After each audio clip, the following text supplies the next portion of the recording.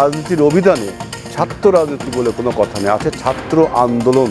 বাংলাদেশের জাতীয় রাজনীতি ছাত্র রাজনীতির প্রেক্ষাপটে তৈরি হয়েছে। লেজুরবৃত্তি শব্দটাই তো আমার কাছে ভালো লাগে না। যদি বিশ্ব হলগুলোতে ছাত্র রাজনীতি না হয় তাহলে কোথায় ছাত্র রাজনীতি, ক্যাম্পাসে কোথায় হবে? এই ডাকসু নির্বাচন হলো বর্তমান বিশ্ববিদ্যালয়ের প্রশাসনের জন্য একটা অ্যাসিড টেস্ট।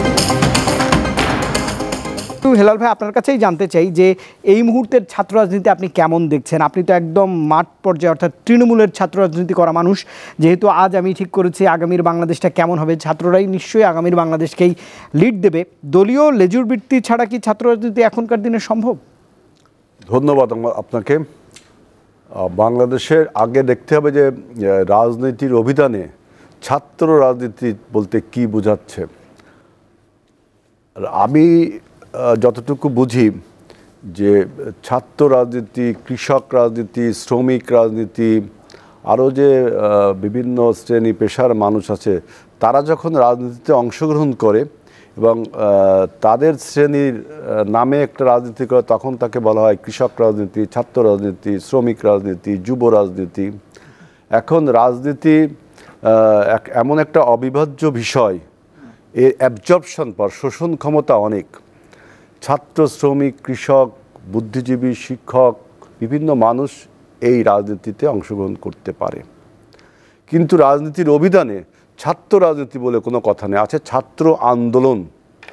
এই যে ছাত্র আন্দোলন, যখন ছাত্ররা নিজেদের অধিকার এবং দেশের বিভিন্ন কোশ্চেনে ইস্টাবলিশমেন্টকে প্রশ্ন করে, তখন সেই আন্দোলন পরিণত হয় রাজনীতিতে। আপনি দেখবেন যে বাংলাদেশের জাতীয় রাজনীতি ছাত্র রাজনীতির প্রেক্ষাপটে তৈরি হয়েছে। যেমন 47 দেশভাগের পরে 48 সালে আমাদের ছাত্ররা প্রথম আপনার ভাষা, যখন রাষ্ট্রভাষা বাংলার বিরুদ্ধে ষড়যন্ত্র করে উর্দুকে চাপিয়ে দেওয়া হচ্ছিল যে রাষ্ট্রভাষা হিসাবে, অর্থাৎ আমরা কিন্তু ভুল একটা করি যে মাতৃভাষা, কিন্তু না, আমাদের ওই সময় পাকিস্তান সরকার যেটা বলছে রাষ্ট্রীয় ভাষা, অর্থাৎ বিসিএস পরীক্ষা আপনি বাংলায় দিতে পারবেন না, এইটা করেছিল। সরকারি নির্দেশনামা উর্দুতে যাবে, আমরা তার বিরুদ্ধে সংগ্রাম করেছে ছাত্ররা। অর্থাৎ তারপরে জাতীয় নেতৃবৃন্দ সেখানে অংশগ্রহণ করে প্রত্যেকটা আন্দোলনে। এরপর আপনি 71 সাল ধরেন, 90 সাল ধরেন এবং 24 সাল ধরেন, দেখবেন ছাত্ররাই অগ্রণী ভূমিকা পালন করে। অর্থাৎ বাংলাদেশের জাতীয় রাজনীতি ছাত্র রাজনীতির প্রেক্ষাপটে তৈরি হয়েছে।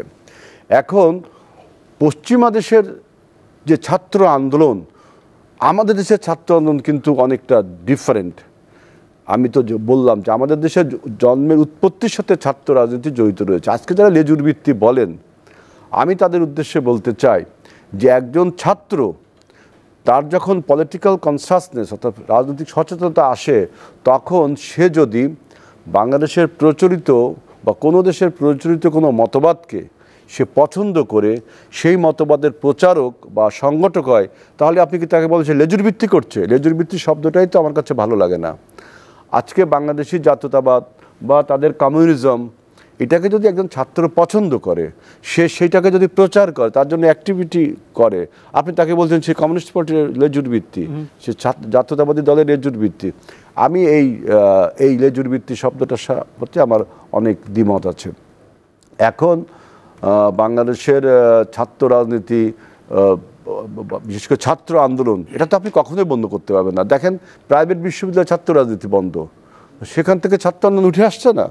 অতএব যারা বলেন যে ছাত্র রাজনীতি পরিবর্তন করতে হবে, আপনি ছাত্র রাজনীতি কী পরিবর্তন করবেন? ওই যে একবার দেখলাম যে ঢাকা বিশ্ববিদ্যালয় কর্তৃপক্ষ মনে করলো যে বিশ্ববিদ্যালয় হলগুলোতে ছাত্র রাজনীতি বন্ধ করতে হবে। তো বিশ্ববিদ্যালয় হলগুলো হলো আপনাদের একটা বিশ্ববিদ্যালয়, একটা কলেজ, তাই না? তো যদি বিশ্ববিদ্যালয় হলগুলোতে ছাত্র রাজনীতি না হয়, তাহলে কোথায় ছাত্র রাজনীতি, ক্যাম্পাসে কোথায় হবে? বিশ্ববিদ্যালয় ছাত্র, বিশ্ববিদ্যালয় বলতে কি বোঝায়? হলগুলোর সমন্বয় তো বিশ্ববিদ্যালয়ের, পশ্চিমা জগতে কলেজগুলোর সমন্বয় বিশ্ববিদ্যালয়। আর আমাদের ঢাকা বিশ্ববিদ্যালয়, রাজশাহী বিশ্ববিদ্যালয়, জগন্নাথ বিশ্ববিদ্যালয়, জাহাঙ্গীরনগর, এগুলো কি হলগুলোর সমন্বয় একটা বিশ্ববিদ্যালয়। প্রত্যেকটা হলের একটা নির্দিষ্ট আপনার সেপারেট অ্যাডমিনিস্ট্রেশন আছে, অর্থাৎ সেখানে একটা সংসদ হবে। তো সেখানে ছাত্র রাজনীতির প্রয়োজন না, ছাত্র আন্দোলনের প্রয়োজন, তো সেটাকে আপনি ছাত্র রাজনীতির নাম দেন। সুতরাং ছাত্র রাজনীতি বাংলাদেশে যদি বহাল থাকে, ছাত্র আন্দোলন তো বহাল থাকবেই। তো সেই ছাত্র আন্দোলন যখন ছাত্র রাজনীতিতে পরিণত হয়, এতে হয় কি, আপনার নেতৃত্বের একটা বিকাশ হয়। বাংলাদেশের জাতীয় নেতা তৈরির কারখানা কিন্তু ছাত্র রাজনীতি। যে কোনো দেশের জাতীয় নেতা তৈরির কারখানা কিন্তু ছাত্র রাজনীতি। অর্থাৎ নেতৃত্বের যে বিকাশ, নেতৃত্বের যে গুণাবলী, নেতৃত্বের যে দক্ষতা, এগুলো সব ছাত্র রাজনীতিকে সে শেখে।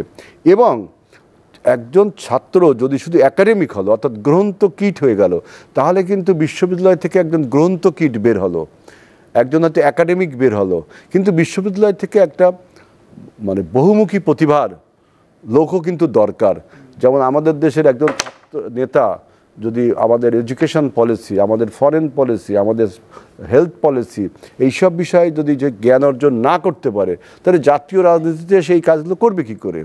এবং আপনি যদি ছাত্র রাজনীতিকে ধামাচাপা দিতে যান, তাহলে কি হচ্ছে, জাতীয় রাজনীতিতে দেখবেন কালো টাকার মালিক, পুঁজিপতি, আমলা, মুৎসুদ্দি এবং মানে রাজনীতি দেশ চালানোয় পারঙ্গম না, অপরিণাম, যারা দেশ চালাতে পারে না, এমন এমন লোক কিন্তু রাজনীতিতে আপনার দেশ পরিচালনায় চলে আসবে। সুতরাং ছাত্র আন্দোলনে যে সমস্ত নেতা, আপনার ছাত্র কর্মীরা যুক্ত থাকে, তারা কিন্তু একজন পূর্ণাঙ্গ দেশপ্রেমিক হয়ে ওঠে, একজন পূর্ণাঙ্গ রাজনীতিবিদের তো প্রয়োজন রয়েছে দেশে, একজন পূর্ণাঙ্গ নাগরিক হিসাবে কিন্তু বিকশিত হয়।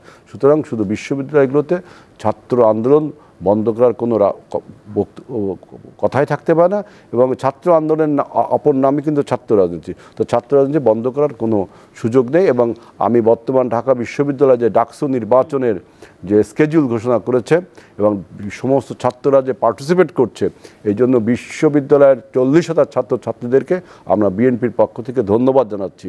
এবং আমার আশা থাকবে যে এই ডাকসু নির্বাচন হলো বর্তমান বিশ্ববিদ্যালয় প্রশাসনের জন্য একটা অ্যাসিড টেস্ট। কারণ এই বিশ্ববিদ্যালয় প্রশাসনের দেখাতে হবে যে এই আপনার একটা গণতন্ত্রের যুগে যখন আমরা রূপান্তরিত হচ্ছে, সেই সময় বিশ্ববিদ্যালয় প্রশাসন নিশ্চয়ই এই ডাকসু নির্বাচনকে প্রশ্নবিদ্ধ করবে না, এবং একটা নিরপেক্ষ, স্বচ্ছ, ফ্রি অ্যান্ড ফেয়ার একটা ইলেকশন ঢাকা বিশ্ববিদ্যালয়ের ছাত্রদেরকে উপহার দিবে।